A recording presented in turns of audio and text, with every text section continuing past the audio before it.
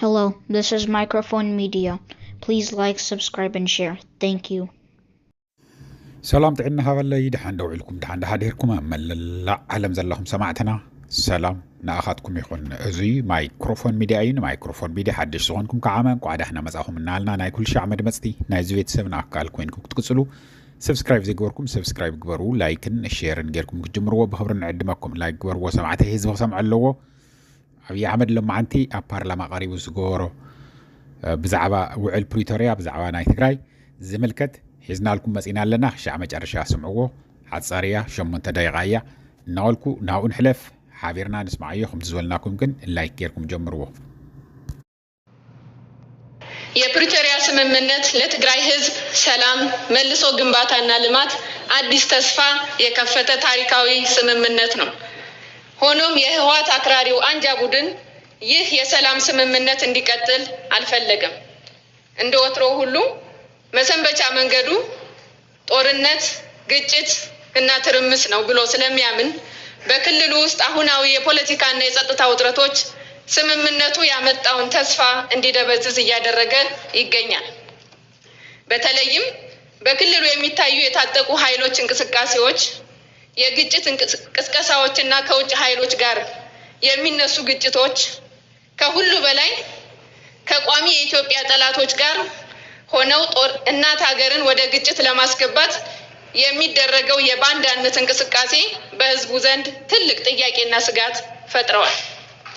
ክቡር ጠቅላይ ሚኒስቴር፣ በትግራይ ክልል ዘላቂ ሰላም ለማረጋገጥና የትግራይ ህዝብ ከሀገራዊ የልማት ፍሬ የበለጠ ተጠቃሚ እንዲሆን መንግስት በአሁኑ ወቅት እየወሰዳቸው ያሉ ተጨባጭ እርምጃዎችና የወደፊት እቅዶች ምንድን ናቸው?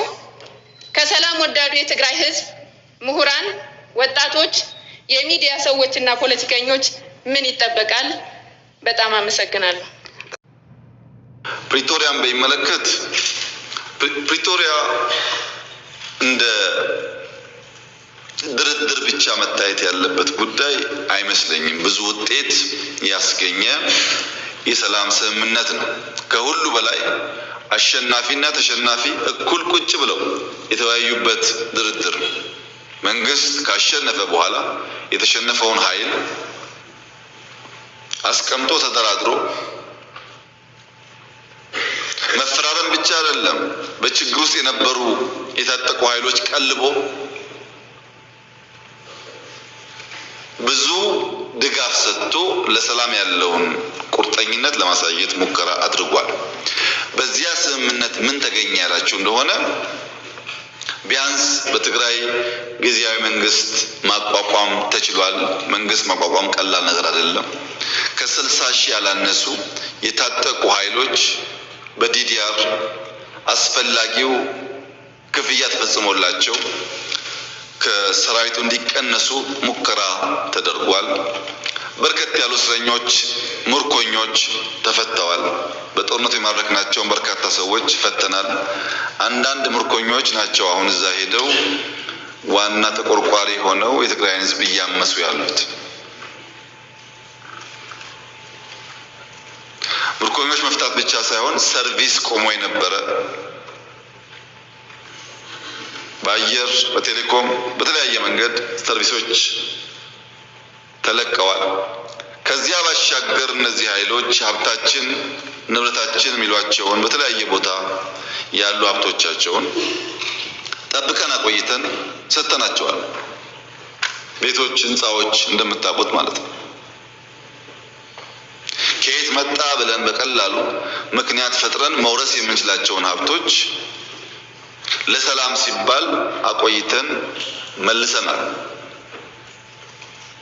አሁን ዛሬ እዛ ሰላም የሚያውቁ ኃይሎች ሚስቶቻቸው፣ ልጆቻቸው ከፊሉ አዲስ አበባ፣ አብዛኛው ውጭ ሀገር እንዳሉ እናውቃለን። አዲስ አበባ ያሉትን ከፊል ቤተሰብ ያልነካንበት ዋናው ምክንያት በአንድ ሰው ጥፋት ዘሆል ቤተሰብ መታመሱን እንደ መንግስት በወደ ሰፊነት ማየት ይሻላል ብለን ስላሰብን በርካታ ጥቅም ከማስገኘት በተጨማሪ ለምን ፕሪቶሪያ ተስማማችሁ የሚሉ ደግሞ በጣም በርካታ አኩራፊዎች ተፈጥረዋል። ቲፒኤልኤፍ ብቻ ሳይሆን ትግራይ መውደም ነበረባት ብለው የሚያስቡ ኃይሎች አኩርፈዋል። ከኛም ገሸሽ ብለዋል። በአንጻሩ እነሱ ይተባበሩ ሞክረዋል። ፕሪቶሪያ እንዲህ ያለውን በርካታ ነገር በውስጡ ያዘ። ከዚያ በኋላስ በየቀኑ በርከት ያሉ ውጊያ ጦርነት ሊቀሰቅሱ የሚችሉ ፕሮቮኬሽንስ በየጊዜው ትግራይ ባሉ ኃይሎች ይፈጸማል። በየጊዜው ከሁሉ የከፋው አሁን በርካታ የትግራይ ልጆች በጉልበት ታፍሰው ሱዳን ላለው ጦርነት ተሽጠዋል። በሱዳን ጦርነት ውስጥ የትግራይ ወጣቶች በማያውቁት ጉዳይ ህይወታቸውን እያጡ ይገኛሉ። ኢትዮጵያ ውስጥ ያለው ጉዳይ አልበቃ ብሎ ጉዳይ ወደ ሱዳን ተሸጋግሯል። በዚህ ሁሉ ውስጥ የትግራይ ህዝብ ተጎጂ ነው። የትግራይ ህዝብ የችግሩ ባለቤት ሳይሆን የችግሩ ገፈት ቀማሽ ነው። የትግራይ ህዝብን ችግር የበለጠ ያባባሰው የውስጥ ቁስል መሆኑ ነው። የማይታይ የውስጥ ቁስል በቀላሉ የማይሽር መሆኑ ነው። በነገራችን ላይ ዛሬ